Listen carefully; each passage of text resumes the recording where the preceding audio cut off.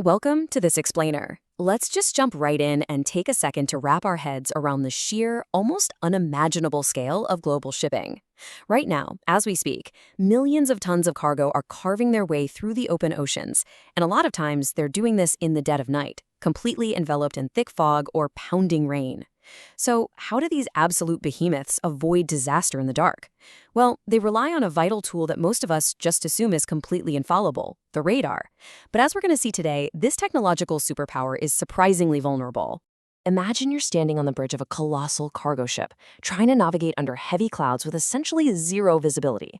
Your eyes simply aren't going to cut it. The entire crew's safety relies totally on this technological superpower acting as an all-seeing eye. But what exactly is this eye? How does it actually process the unseen world around it? Well, that brings us to the core technology, the Planned Position Indicator, or PPI for short. Basically, it acts as the ship's dynamic 2D bird's-eye view. As the radar antenna outside physically sweeps a full 360 degrees, the PPI is mapping out detected objects, which we call targets. And it does this based entirely on two things: how far away they are, which is their range, and their direction, which is the bearing. In practice, this is the classic, iconic green screen you've probably seen a million times in movies. It's the navigator's canvas. It literally translates invisible, bouncing radar echoes into actionable, life-saving data. Every single blip on that screen tells a story about what might be hiding out there in the pitch black. All right, here's our roadmap for today's explainer. We'll start with the omniscient eye, then move to the navigator's toolkit, when the radar lies, the beam width distortion effect, human and environmental errors, and finally, navigating the unknown. Let's dive right into part 2, the Navigator's Toolkit. Navigators have some seriously impressive tools at their fingertips. Beyond just mapping out targets against standard range rings and a 360-degree bearing scale, they can deploy variable range markers to lock down ultra-precise distances. They use electronic bearing lines to figure out exactly where a target is heading and target trails to see where it's been. Add in the ability to zoom in and out, plus clutter suppression to magically clear up visual noise, and you've got a seriously powerful arsenal. Now, understanding the actual motion of those targets changes absolutely everything. You've got true motion display, which shows targets moving across the screen in their actual direction of travel over the Earth. But then you have relative motion display, which shows how those objects are moving relative to your own ship. So here's the kicker. Choosing the wrong setting here can literally lead to disaster. Relative motion is absolutely crucial for avoiding collisions because it shows exactly how close another ship is getting to you, rather than just pointing out where it's going on a map. Moving right along to part 3, when the radar lies. This is where things get a little tense. What actually happens when the supposedly perfect, omniscient eye lies to us? Because despite all these incredible, high-tech tools, the PPI is absolutely not perfect. It is highly susceptible to illusions, distortions, and sometimes downright fabrications. In fact, there are over a dozen distinct factors that can sabotage a radar display. It's basically a real-life rogues gallery of errors. We can generally group these into 3 main buckets. First, you've got equipment limits, things like misaligned antennas causing parallax errors, or literal blind sectors hidden by the ship's own masts. Then there's environmental chaos, like extreme weather.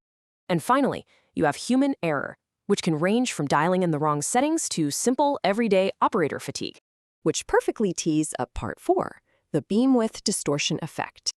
Okay, so there is a fundamental physical rule we have to deal with here, and it's a strict trade-off. A wider radar beam naturally equals lower resolution. While casting a wider beam is fantastic for detecting a massive area of the ocean all at once, you completely sacrifice precise shape distinction in the process. Let's walk through the physics of this step by step. Think of the radar kind of like a flashlight. It emits this broad, cone-like beam that sweeps out and hits closely spaced objects on the water.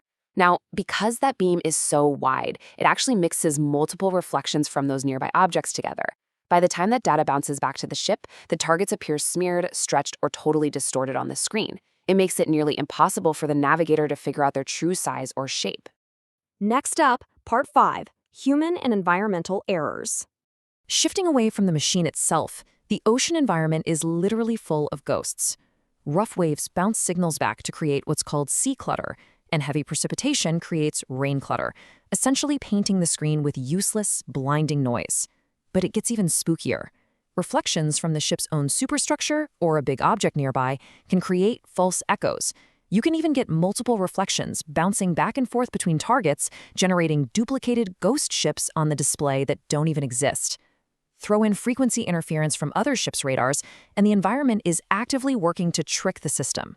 Just put yourself in the shoes of an exhausted operator on the bridge for a second. Imagine the sheer, overwhelming data confusion. You're staring at a glowing screen completely filled with phantom signals, ghost ships, and weather clutter. It is quite literally a sea of question marks, and you're the one who has to make split-second life-or-death decisions based on it. Which brings us to arguably the most unpredictable variable of all, the human element.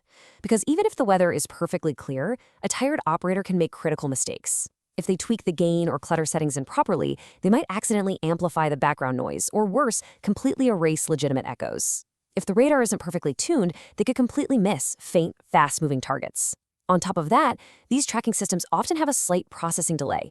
If an inexperienced or fatigued operator ignores that lag or misinterprets whether they're in true or relative motion, they could inadvertently steer the ship directly into the exact hazard they were trying to avoid.